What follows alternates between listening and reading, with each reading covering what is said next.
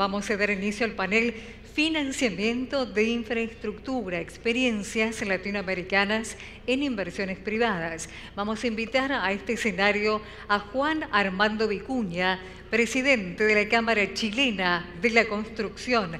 Los vamos recibiendo con este aplauso. Juan Martín Caicedo Ferrer, presidente de la Cámara Colombiana de Infraestructura. A Luis Méndez Jaled, presidente de la Cámara Mexicana de la Industria de la Construcción. A Alejandro Malagón, presidente de la Confederación de Cámaras Industriales de los Estados Unidos Mexicanos. Y a Iván Sech, presidente de la Federación Interamericana de la Industria de la Construcción. Como presentador de esta mesa, recibimos nuevamente al investigador y politólogo Andrés Malamud, quien ya queda con todos ustedes. Bienvenido, Andrés, y a todos ustedes y cada uno. Sí, ¿no?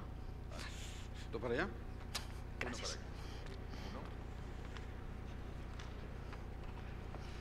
Buenas tardes otra vez.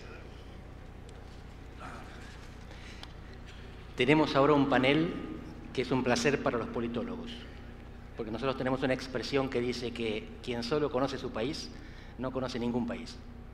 La base del pensamiento es la comparación. Y por eso ahora vamos a tener una conversación interesante en dos rondas.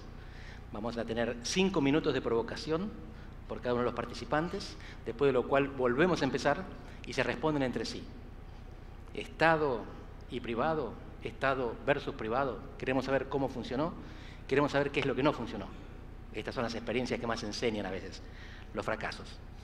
Y empezamos con el caso chileno, Juan Armando Vicuña, que es el que nos va a dar la primera exposición. Muchas gracias. Gracias. Bueno, muy buenas tardes a todos. Para mí es un honor estar con ustedes aquí y trato solamente de expresar lo que pasó en nuestro país respecto a las concesiones. La primera concesión, un desastre. Un túnel al norte de Santiago. La empresa fue una empresa española, terminó perdiendo plata, realmente un desastre, porque el contrato era un contrato nuevo, que efectivamente no tenía historia y realmente fue lamentable. Pero así fue nomás. De ahí, la concesión fue quiero volver un poco atrás. Esto se basa en un acuerdo transversal político, en donde el año 93, después de que recuperamos la democracia, toma el control un presidente, Patricio Aylwin, y une a todos para decir necesitamos una infraestructura decente y de calidad para este país para que vuelva a surgir. Se juntan todos los políticos, en ese tiempo había muy poca fragmentación política, por lo tanto se podían tomar buenos acuerdos, y así en el año 93 ya salen 3 leyes que son la base del trabajo. Esas primeras leyes, al día de hoy, permiten tener hoy día 77 proyectos de construcción de aeropuertos, hospitales, cárceles, autopistas, embalses, edificación también pública, con una inversión actualizada de aproximadamente 30.000 millones de dólares, plata que en Chile no existía. Chile, acordemos, es un país pobre y esto revitalizó de forma importante la economía. Solamente un ejemplo, en estos 30 años más o menos, desde el 1993, donde partimos muy incipientemente con una sola concesión, al día del año 2023, teníamos en ese tiempo, el año 93, teníamos 320 kilómetros de carretera de doble vía, con un estándar regular. Hoy día tenemos cerca de 3.000 kilómetros de doble vía de un muy buen estándar.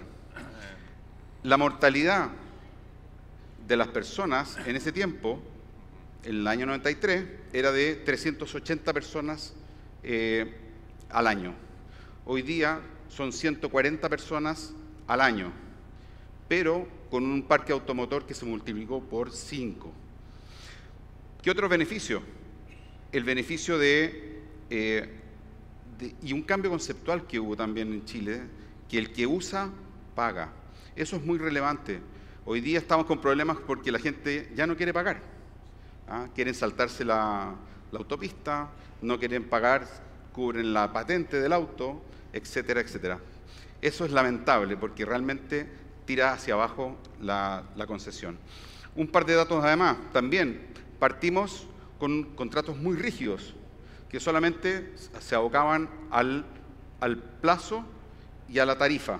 Hoy día tenemos contratos flexibles, donde la tarifa es un elemento importante, pero el plazo depende de la rentabilidad o los valores presentes de los flujos que tienen ese contrato. Si los valores presentes son muy altos y han ganado mucha plata, la concesión se acorta.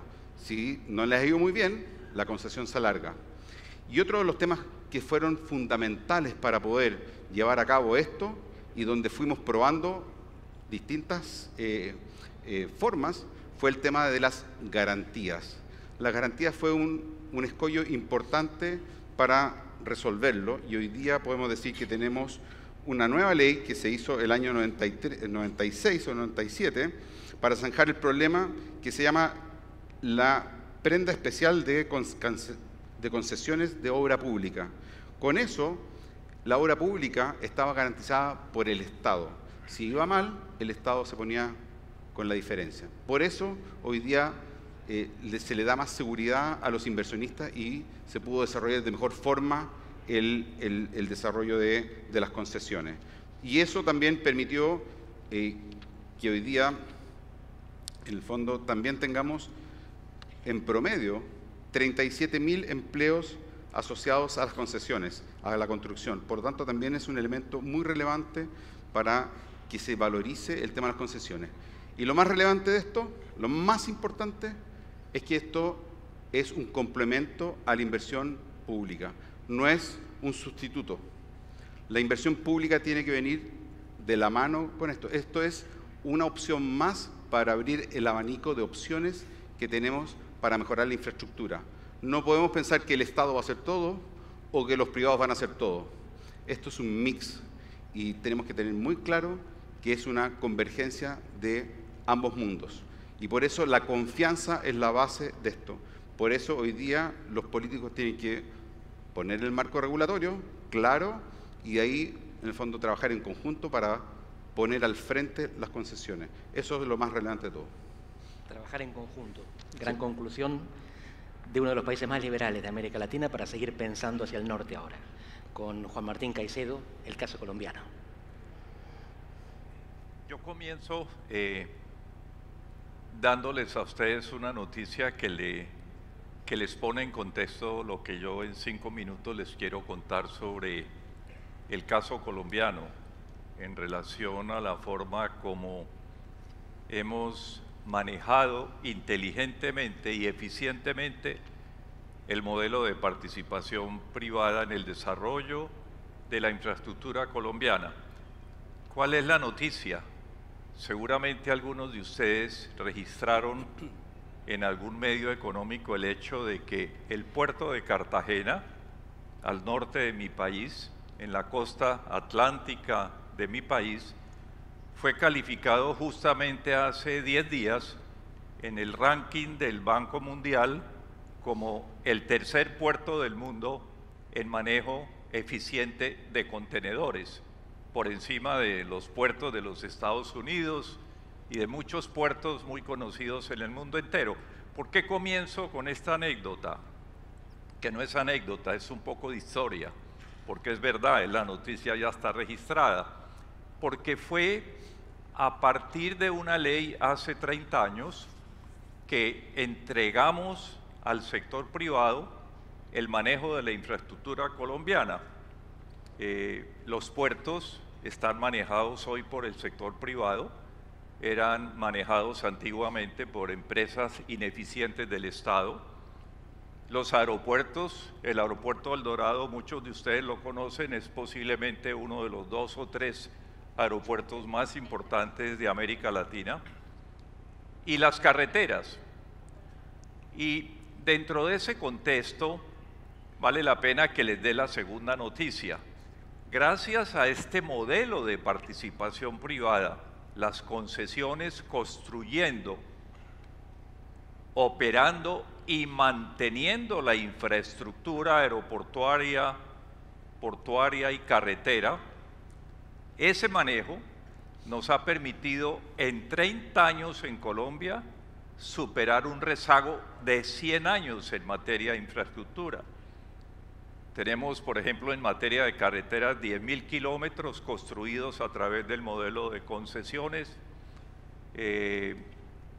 50 túneles de las mejores especificaciones ingenieriles, 1.500 puentes, y este es, dijéramos, el alcance de la conversación que estamos teniendo nosotros acá. Por supuesto, en Colombia persiste el sistema tradicional de la obra pública, pero la verdad es que desde el punto de vista de manejo de la infraestructura, la obra pública en Colombia no nos garantiza, por ejemplo, en materia de carreteras, el mantenimiento periódico de las mismas. Lo interesante finalmente de este ejercicio, como quiero reiterarlo y anotarlo en esta conversación con ustedes, es que gracias a la decisión que toma el país de entregar la construcción, la operación y el mantenimiento de la infraestructura al sector empresarial a través del modelo de APPs, pues como les decía al principio, hemos superado un rezago que teníamos de un siglo en materia de infraestructura. Vale la pena contarlo aquí de cara al hecho de que hemos creado además los instrumentos para que el modelo pueda operar eficientemente. En el presupuesto nacional de cada año se incluyen unas partidas que se llaman vigencias futuras, que nos permiten apalancar el financiamiento de los proyectos carreteros especialmente. Y obviamente el concesionario acude a los bancos, el concesionario se finanza, pero con este mecanismo de la vigencia futura, dijéramos, el presupuesto general de la nación está apalancando la financiación de todos estos proyectos. Yo podría contarles muchas otras cosas más, pero lo interesante es observar de qué manera, gracias a lo que parecía un imposible hace algunos años, que era entregarle el manejo de la construcción, la operación y el mantenimiento de la infraestructura, resultara siendo tan exitoso. Siempre habíamos pensado en una especie de Estado omnipotente que estaba en capacidad de hacerlo todo.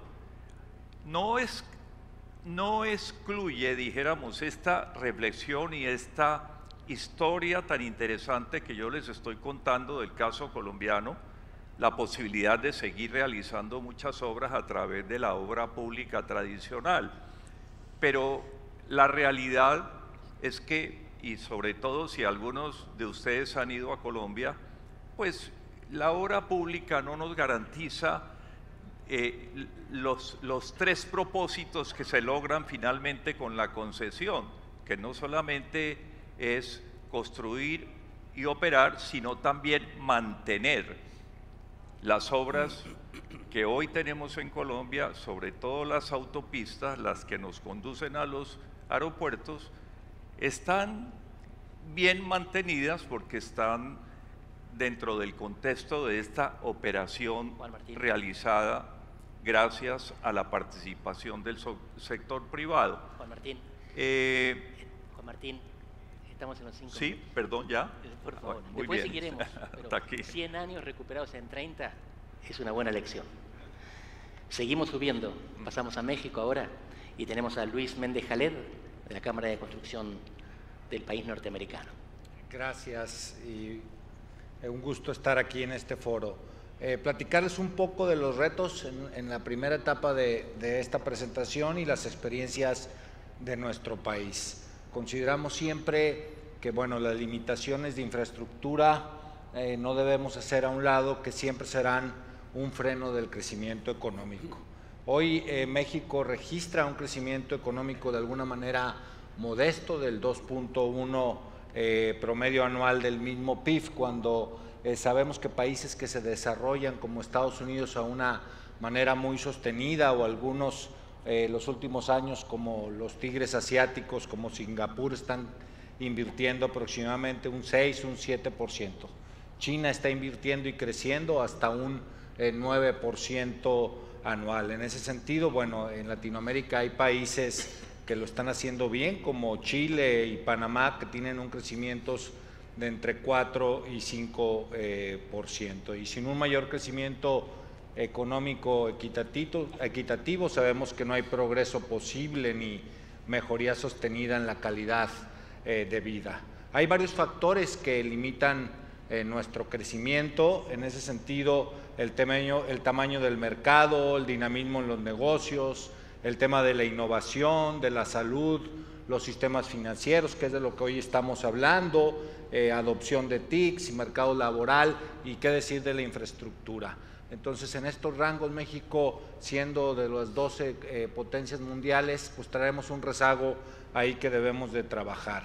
Además, bueno, registramos, y esto es de manera correlativa, pues costos logísticos más altos que los de nuestros socios. Es decir, México tiene un costo logístico como porcentaje del PIB de un porcentaje del 12%, cuando hay países como Finlandia que tienen el 8%, o como Países Bajos que tienen hasta un 7%, y bueno, en Latinoamérica andamos por ahí entre 11 y 12%, tanto Brasil, Chile y algunos otros países. Y bueno, hay que saber siempre que la correlación entre inversión pública y productividad siempre va a ser muy directa y muy cercana, es decir, entre más se invierte en infraestructura, más nos desarrollamos. Y hay muchos retos sectoriales de infraestructura, en educación, en logística, comunicaciones, transportes, en energía, en servicios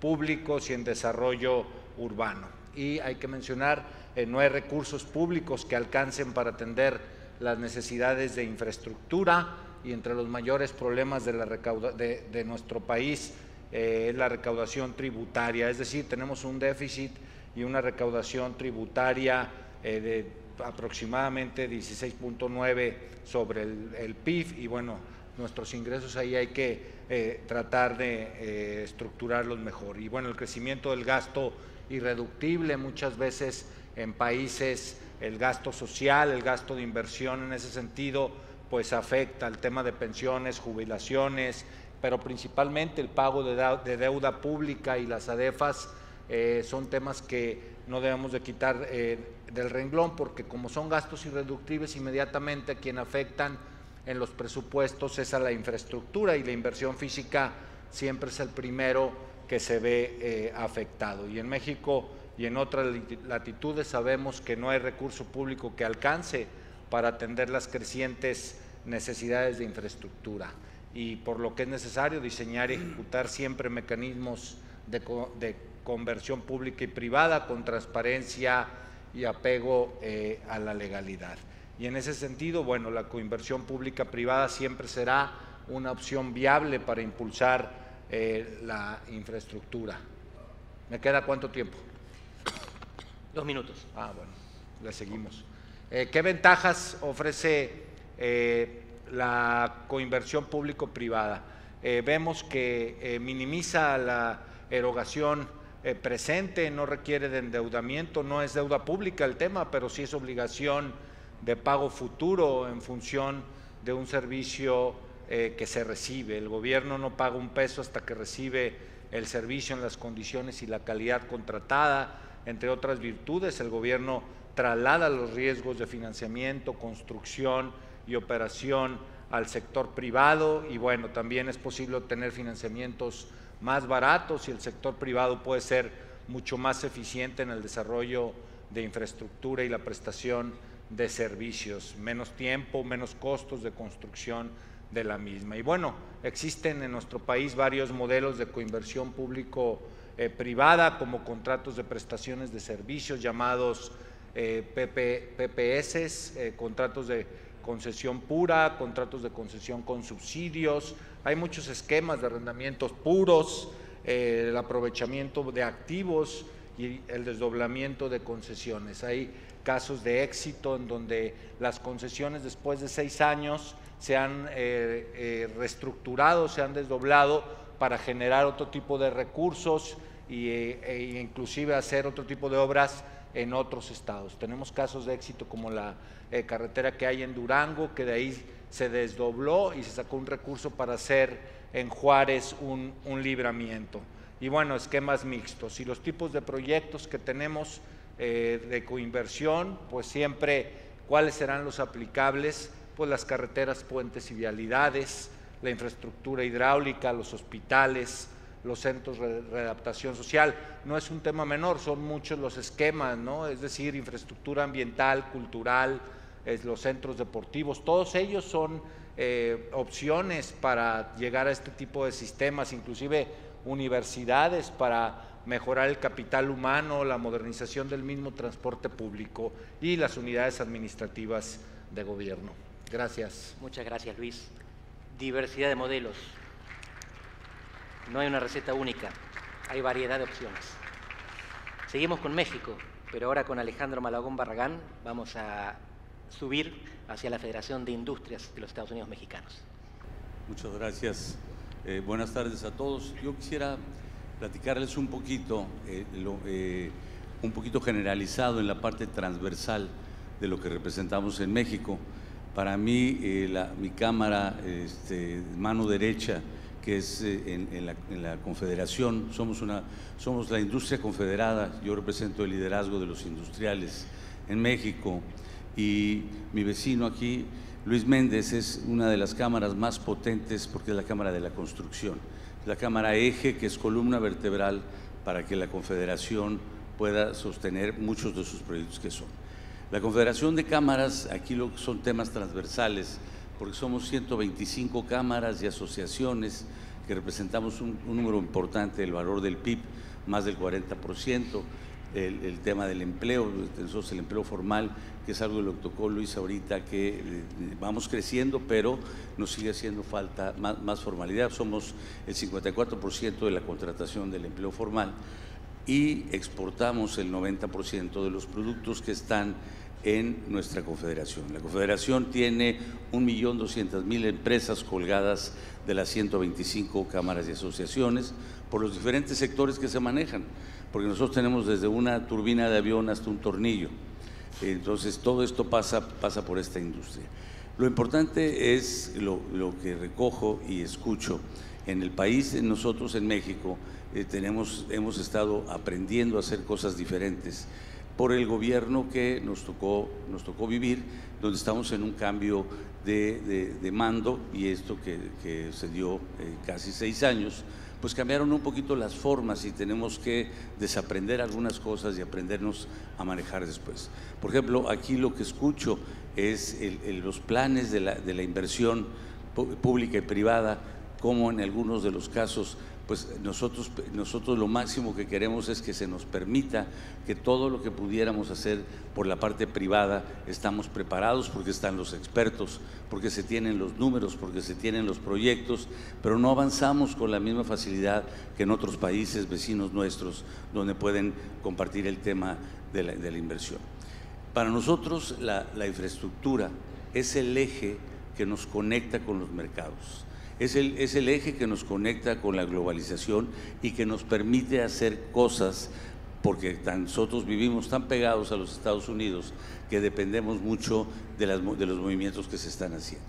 Y ustedes saben que hubo un momento en que la pandemia nos afectó a todos, porque se rompieron las cadenas de valor, porque se rompieron los suministros como se querían tener, y las cadenas productivas no caminaron, y había centralización de lugares, principalmente en Asia, donde había fábricas y producciones que viajaban para todo el mundo.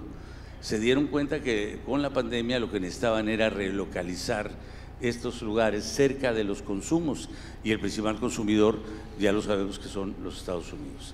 Entonces vino el fenómeno del nearshoring, que a nosotros nos corresponde por estar en un recinto pegado a los Estados Unidos, como si fuera la puerta trasera, donde nosotros tenemos las capacidades para poder recibir la inversión, ser tractores de esta inversión a través del eje maestro que es la infraestructura. Sin infraestructura no puede haber lo que nosotros queremos de un desarrollo económico sostenible, fresco, con una política industrial.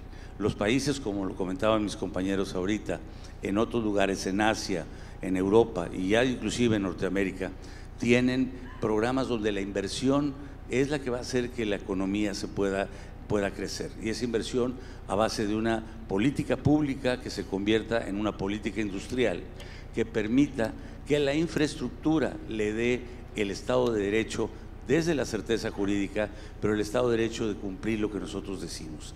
Y eso es, como lo decía Luis Méndez, poder llegar a cualquier rincón y decir, tenemos aquí que construir, porque se van a instalar una operación que va a producir valor, pero esa tiene que tener su carreterita, su escuela, su hospital, su centro recreativo, y vamos haciendo sociedad, más y mejor sociedad para México.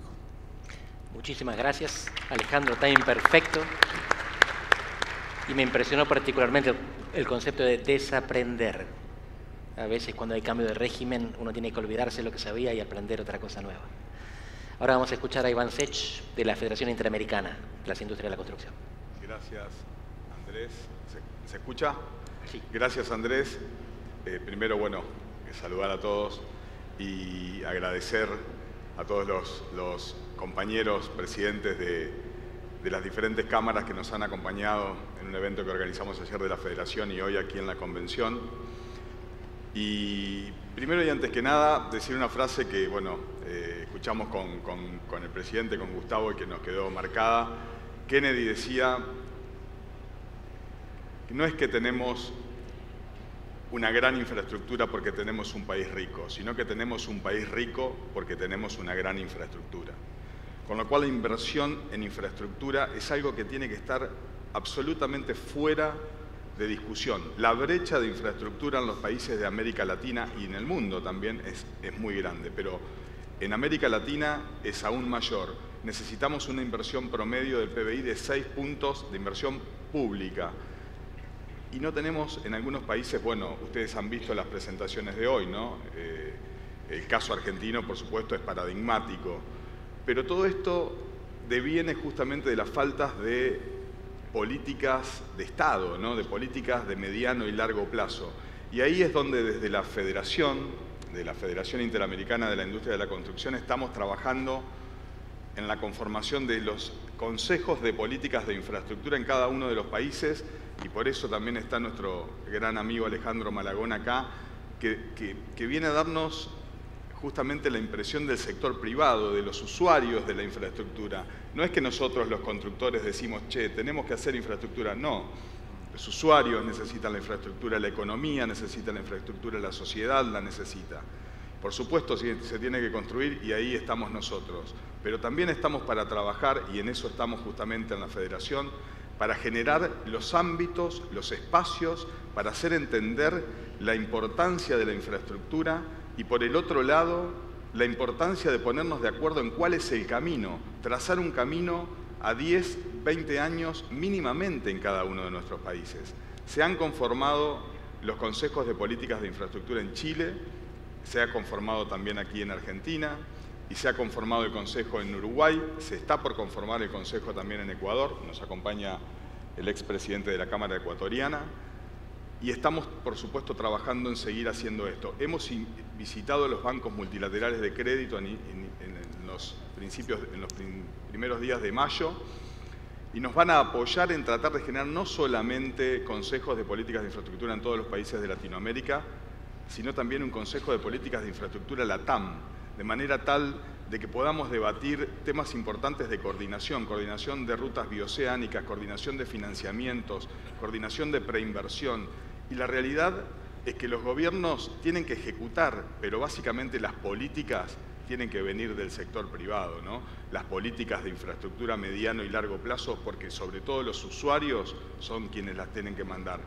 Hay mesas importantísimas. Acá en Argentina Hay 10 mesas técnicas que trabajan, en donde están, por supuesto, todos los integrantes del G6, que saludo acá, aprovecho, los veo a varios de ellos, que entendieron la importancia transversal de la infraestructura y de involucrarse. Hoy ya son más de 50 instituciones involucradas y el financiamiento, por supuesto, es importante. Por eso el compartir experiencias del sector de inversión privada en los países de Latinoamérica es importante. Por eso también, y no es menor, es importante saber que los recursos del Estado, que para eso cobra impuestos, para hacer y mejorar la vida de los argentinos, tienen que estar disponibles para la infraestructura, ya sea para ejecutarla en tiempo real o para, de alguna manera, garantizar el flujo de repago de una concesión. Eso es fundamental. No podemos evitar la... Hoy escuchaba a uno de los gobernadores que casi con vergüenza decía: la obra pública es importante. Y la realidad es que tenemos que decirlo con todas las letras. La obra pública es fundamental, ya sea con inversión a través del financiamiento privado o a través del financiamiento público. Y el gobierno tiene que entender que el camino va por ahí, que el país no va a crecer si no tenemos una buena infraestructura, que lamentablemente primero está la inversión en infraestructura y después el crecimiento de la economía. Muchísimas gracias, Iván.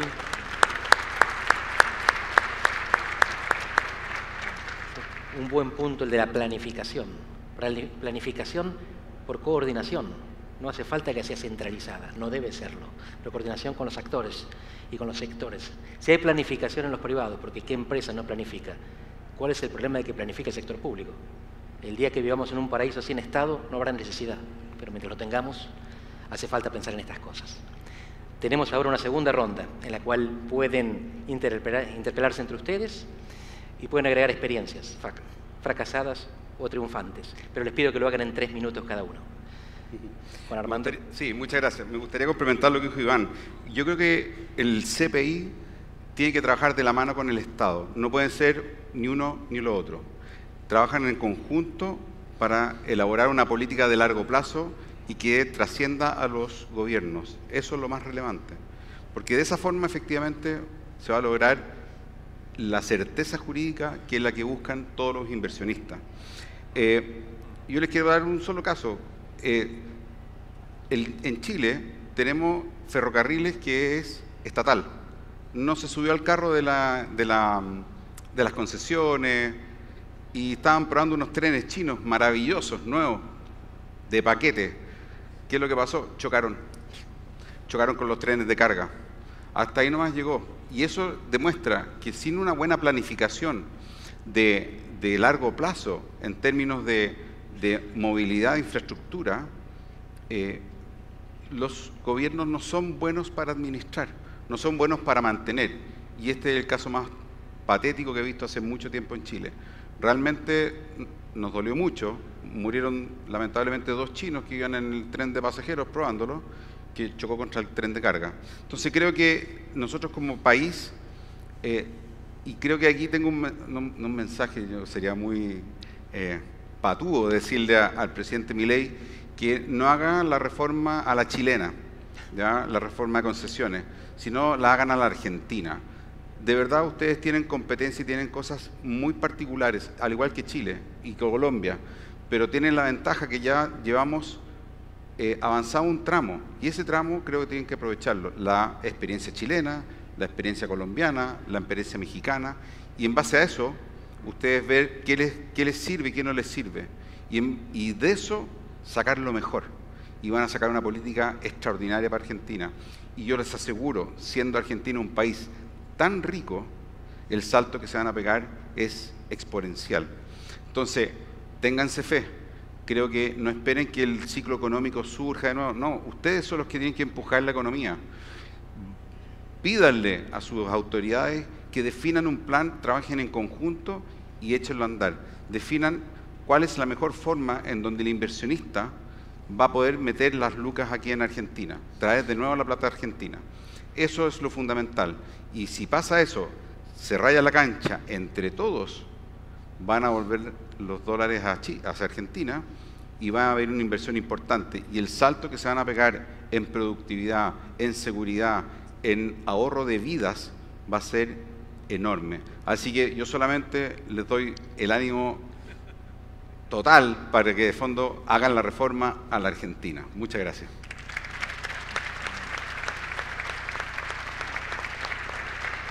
Gracias por el aliento, Juan Armando. Juan Martín. Me alegra mucho conversar después de, o que me corresponda la palabra después de que habla mi colega, el presidente de la Cámara chilena. Cuando yo asumí el encargo de dirigir, de presidir esta Cámara, la Cámara colombiana, lo primero que hice fue venir a Santiago a entender cómo era que habían hecho los chilenos en materia de infraestructura y cómo habían generado un modelo que se volvió referente mundial, el referente de las concesiones chilenas. Y lo que aprendimos fundamentalmente, y a partir de ese momento, pues los resultados ya se los mencioné, entendimos que el manejo de la infraestructura debería entenderse como una política de Estado y no como una política de gobiernos, una política que trasciende los ciclos políticos de los gobiernos.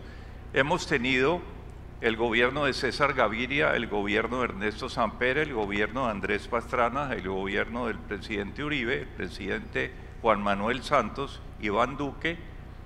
Estamos entrando en un momento complejo, el gobierno del presidente Petro, que entre otras cosas nos congeló las tarifas de los peajes y ahí tenemos un conflicto para tratar de solucionar. Pero ¿por qué menciono esta historia? Es simplemente para que entendamos que el modelo de concesiones en algunos países de los nuestros, Chile, Colombia, lo hemos entendido como una política de Estado, no una política de gobierno. Y eso es lo que ha garantizado su persistencia en el tiempo y los resultados saltan a la vista, por supuesto. Y para terminar, para que esta política de Estado permanezca en el tiempo, hemos creado unas instituciones fuertes.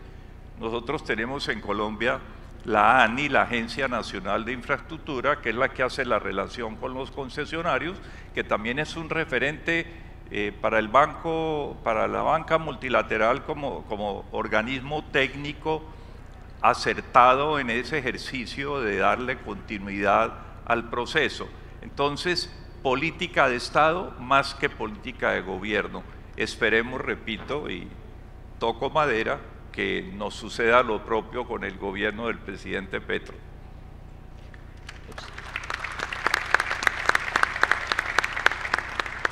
Muchas gracias, Juan. Luis, por favor. Gracias. Bueno, agregaría un poco, muy valiosas las participaciones de mis compañeros, tanto de Chile como Colombia, complementando. También nosotros consideramos en México que existen 7 factores clave para el éxito, aunado a lo que estamos comentando. Creemos que primero el consenso social es importante, es decir, la demanda sentida de la gente, el proyecto que exista sin controversia y poner siempre por delante el interés público y comunicar bien todo ello para que exista una correlación muy estrecha con gobierno e iniciativa privada. El segundo, la rentabilidad social. Es importante que todos los proyectos sean de un alto retorno de la inversión y que altos beneficios sean percibidos. El tercero, la administración del mismo proyecto. Si no hay una unidad de mando, un líder, una asesoría especializada de excelencia y la definición de funciones y tiempos y responsabilidades, puede terminar siendo un desastre el proyecto. El cuarto, lo comentaba mi compañero Juan, la certidumbre legal, es decir, la garantía jurídica y todo lo que tiene que ver con presupuestos, inclusive multianuales. El quinto es la responsabilidad fiscal, la capacidad para hacer frente siempre a pagos futuros, debe ser muy bien diseñada y muy bien estructurada cualquier opción que se quiera tener. La administración del mismo riesgo es otro de los factores donde debe haber un sólido soporte técnico siempre, estudiado a fondo en la base de un modelo financiero óptimo con clara distribución de los riesgos. Y bueno, la optimización del tiempo, el uso eficiente del mismo sin poner en riesgo la solidez calidad, pues, perdón, del proyecto. Y bueno, y en ese sentido sabemos que además de reducir el gasto público en nuestro país de manera que rebajes todo lo que existe de improductividad y puedas impulsar estas otras obras con otros tipos de fuente propia de repago, y las inversiones mixto pública-privada siempre serán un éxito. En México ya hay muchos casos que se han venido trabajando y muchos éxitos en este tipo de proyectos, principalmente en carreteras. Hay casos de hospitales muy interesantes, y bueno, hoy en día hay una gran crisis de infraestructura en tres rubros, es decir, en el tema de energía, en el tema hidráulico, en el tema de vivienda. El rezago que existe en nuestro país es aproximadamente de 9 o 10 millones de viviendas. El estrés hídrico pues está prácticamente abarcando todas las regiones de nuestro país, y las más productivas, que son las del norte. Y bueno, y el tema de la movilidad, hoy en día estamos contaminando 60 veces más cuando utilizamos un carro que cuando nos trasladamos en un transporte urbano colectivo. Son grandes retos que, como ven, no solamente impactan lo productivo, sino también la calidad de vida. Este tipo de ejercicios entre países siempre han sido muy enriquecedores, porque todos estamos en una línea con diferente flachazo de fotografía. En México estamos hoy atravesando por circunstancias muy peculiares que algunos países ya las han atravesado, y por eso siempre en Latinoamérica es bueno que nos apoyemos y sigamos teniendo esa correlación, y qué mejor con la infraestructura. Si no hay infraestructura no hay calidad de vida y no hay desarrollo económico para nuestro país. Muchas gracias. Gracias, Luis. Alejandro. Gracias.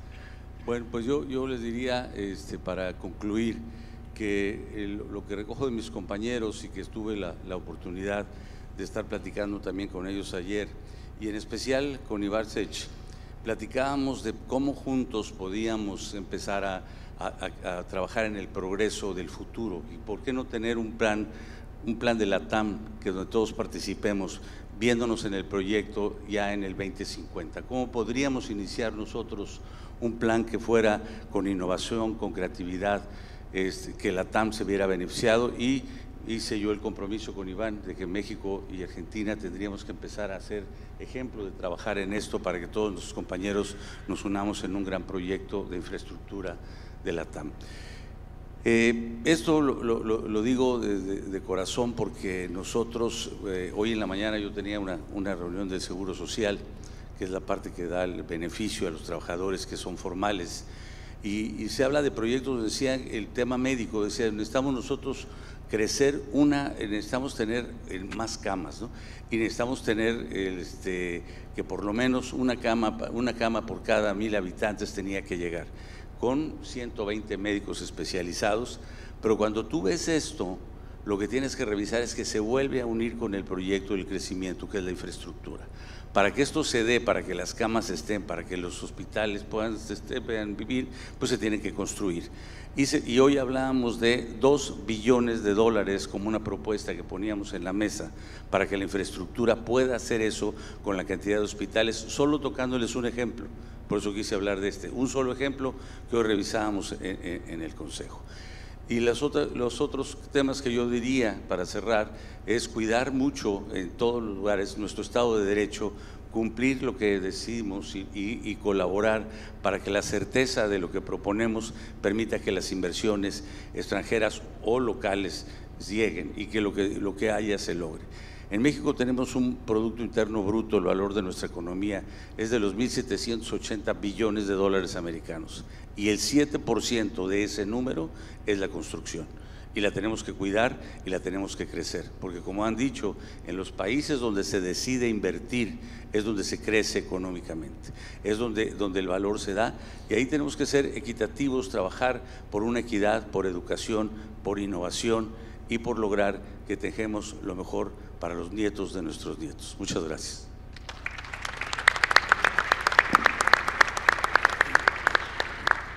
Gracias, Alejandro. Iván, por favor. Gracias, Andrés. Un poquito me gustaría poner un poquito en valor algunas cuestiones, ¿no? Juan Armando nos contaba que, bueno, la experiencia chilena, ¿no? De mucho se ha hablado acá en Argentina del modelo chileno para hacer obra pública. Bueno, queda claro que el modelo chileno para hacer obra pública es un modelo virtuoso en donde hay una conjunción de inversión privada y de inversión pública. Una inversión pública que es de alrededor del 4% del PIB. Punto y aparte. Segundo, Juan Martín me ha invitado a su congreso en Cartagena, que realmente se los recomiendo, es impresionante el Consejo de Infraestructura que hacen en Cartagena todos los años. Y realmente una cuestión que me impactó fue justamente el análisis de las diferentes modalidades del transporte, ¿no? No se trata solamente de la planificación a largo plazo, sino que ellos ya están un paso más allá, pensando justamente en cuáles van a ser los transportes que les van a dar mayor competitividad para el traslado de la parte logística de la carga que van a exportar o de la que van a vender internamente. Con lo cual, hoy empiezan a darle mayor, de alguna manera, importancia a los ferrocarriles, al lado, digamos, de alguna manera de las incidencias que tenían con lo que van a ir a buscar. Y de eso se trata, ¿no? Se trata justamente de entender que justamente tiene que haber un equilibrio para adelante en donde participe el sector privado definiendo cuáles van a ser las modalidades y los costos que necesitan para ser competitivos. Básicamente Luis nos contaba la experiencia mexicana, ¿no? Hoy también México está con un enorme problema de ejecución de obra pública que lamentablemente ejecuta el ejército, ¿no? En México. El ejército es la empresa constructora más grande de México, lamentablemente, ¿no? Digo, son temas de los cuales algunos positivos y otros negativos tenemos que aprender, como dice Juan Armando, para hacer nuestro propio camino, ¿no? Nuestro camino que, por otro lado, tenemos una gran experiencia por detrás en Argentina y tenemos la obligación, de alguna manera, de garantizar que el camino sea un camino de crecimiento, un camino de inversión y un camino de inversión privada. Todo. No uno, ni porque esté uno, no va a estar el otro. Que sea a través de los multilaterales. De hecho, los multilaterales están también analizando fuertemente la posibilidad de, en algunos casos lo están haciendo, en otros casos seguramente ya lo van a hacer, de prestar a los gobiernos subnacionales sin garantías nacionales. Con lo cual hay herramientas también de los brazos privados, de esos multilaterales, hay mercado de capitales nacionales que se pueden movilizar. Hay muchas herramientas que, por supuesto, podemos poner en valor para que haya inversión privada en infraestructura, pero no puede desaparecer la inversión pública. Y por otro lado, te quiero agradecer personalmente, Alejandro, que te hayas tomado la incomodidad de venirte hasta Argentina para justamente dar la visión de lo que implica la planificación futura de infraestructura para el sector privado, ¿no? Para los usuarios de la infraestructura. Repito, y para que nos quede grabado, ¿no? Los usuarios son quienes saben qué es lo que necesitan, en dónde lo necesitan, y no ningún iluminado que ocasionalmente está ocupando algún rol de funcionario, ¿no? Y no es que sea una cuestión de que quizás ese funcionario tenga razón, sino que todo el arco, todo el sector privado puede dar un diagnóstico, el funcionario, por supuesto, tomará las decisiones.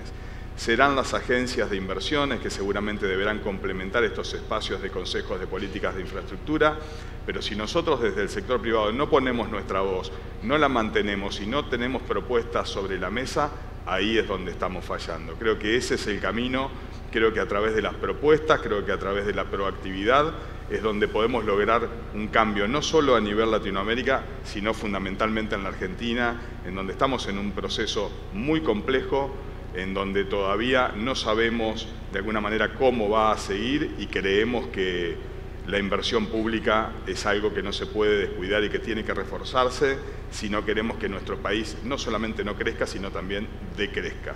Muchas gracias.